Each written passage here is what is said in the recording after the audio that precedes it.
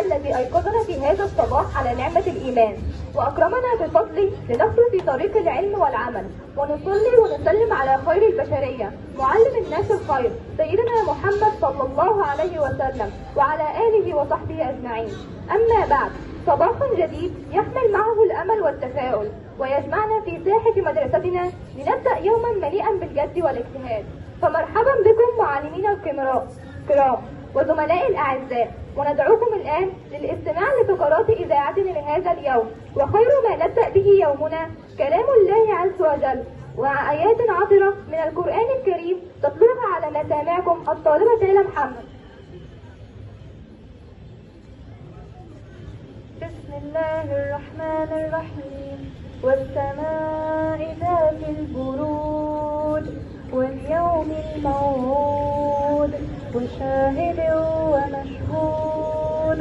قتل أصحاب الأخدود النار ذات الوقود إذ هم عليها قعود وهم على ما يفعلون بالمؤمنين شهود. وما نقموا منهم إلا أن يؤمنوا بالله العزيز الحميد الذي له ملك السماوات والأرض والله على كل شيء شهيد. صدق الله العظيم.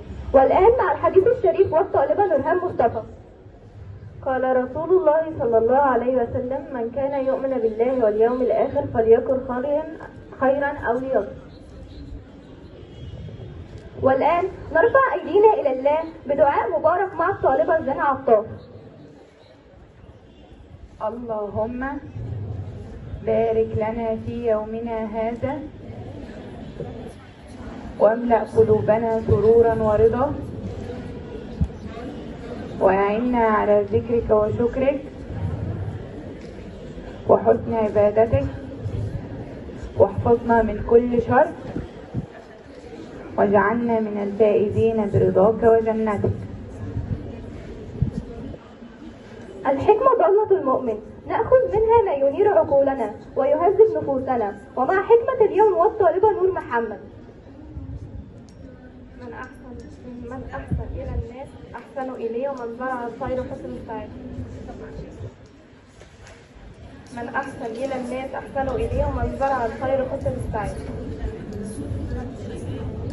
والآن مع فقرة عن اللغة العربية مع الطالبة زينة محمود. اللغة العربية من أقدم اللغات الحية على وجه الإطلاق، عمرها يزيد على 600,000 سنة، يتحدث بها الكثير، حوالي 1.25 مليار من البشر، وليس سكان الوطن العربي فحسب بل الكثير من سكان المعمورة. يقول رئيس المجمع البريطاني: اللغة العربية من أكثر اللغات التي لها فرصة أن تكون لغة عالمية. اللغة العربية لغة العلم والأدب والدين والتعامل، غنية بمفرداتها وألفاظها. هي اللغة التي حملت ووسعت كتاب الله لفظا وغاية. نحن نفتخر بهذه اللغة ونشعر أنها ميراث عظيم لا يحمله إلا الأشداء. والآن مع مسرحية بطولة حبيبة إيهاب، رائع أحمد، ريتاج عفيفي، تحت إشراف أستاذة هدى. سنترك لكم العنوان لتستنتجوه، وتحت إشراف أستاذة حنان.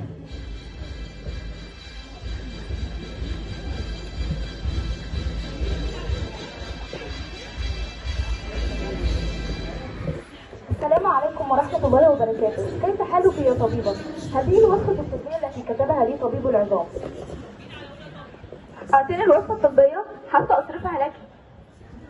أخاف من أثمان الأدوية، إنها مرهقة جدا. لا تقلقي. أعطيني الوصفة الطبية ولا تقلقي. هذه الأدوية قد تكون في أكثر من 1000 جنيه. اسمعيني يا خالد، إنها ب 300 جنيه فقط. الحمد لله، كنت أخشى أن تكون باهظة الثمن. تفضل، هذا دواءك. هند، أنت لم تبيعي الدواء بثمنه، هذا أقل بكثير من ثمنه. أعلم، ولكنها سيدة عجوزة فقيرة، ولذلك كنت بتحمل جزءا من ثمنه. جزاك الله خيرا. لم سمعت أنك مسافرة. نعم، إني مسافرة للعمرة إن شاء الله. ما شاء الله، تعودين بالسلامة ولا تنسين بصالح دعائك. طبعا يا صديقتي. السلام عليكم ورحمة الله وبركاته. وعليكم السلام يا خالة. أريد أن أصرف الدواء. أعطيني الوصفة الطبية. الدواء ثمنه 1300 جنيه. كيف ذلك؟ لقد كنت أدفع 300 جنيه. لقد كانت الطبيبة هند تتحمل عنك باقي ثمن الدواء، وهي الآن مسافرة، عليك أن تنتظريها. نعم سأنتظرها، فأنا لا أستطيع دفع هذا الثمن الباهظ. شكرا لك.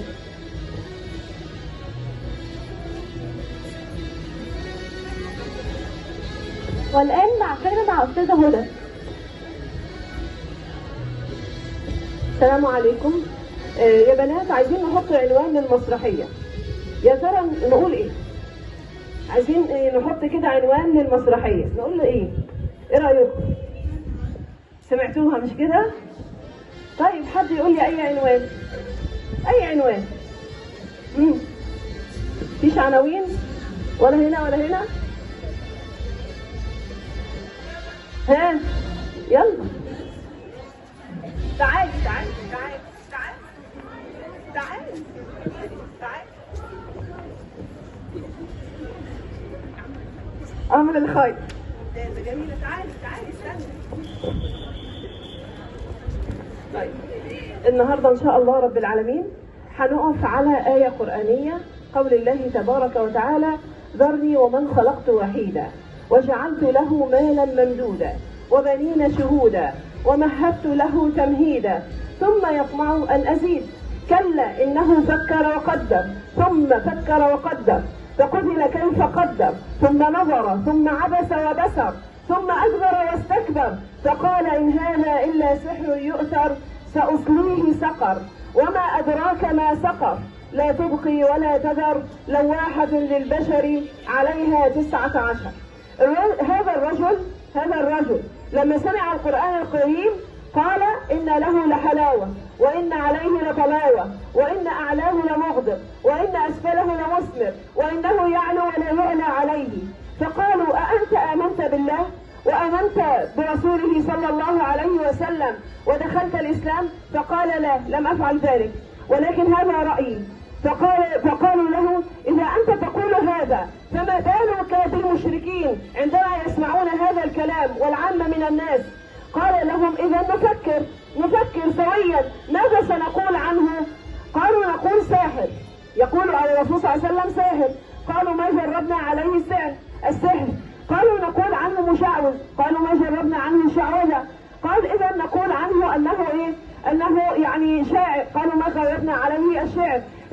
جلسوا يفكروا ماذا يقولون عن الرسول صلى الله عليه وسلم. لذلك توعد الله تبارك وتعالى هذا الرجل بسقر، وسقر يعني اسم من اسماء النار، لا تبقي لحما ولا تبقي عظما ولا دما والعياذ بالله تعالى، ربنا يحفظنا.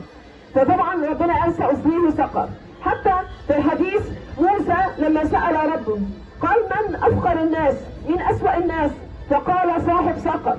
صاحب سقر يعني الذي يرمى في سقر، لا تبقي له عظما ولا لحما ولا دما. سبحانك اللهم وبحمدك أشهد أن لا إله إلا أنت أستغفرك وأتوب إليك. المسابقة أريد من اسم هذا الرجل. شكرا لكم.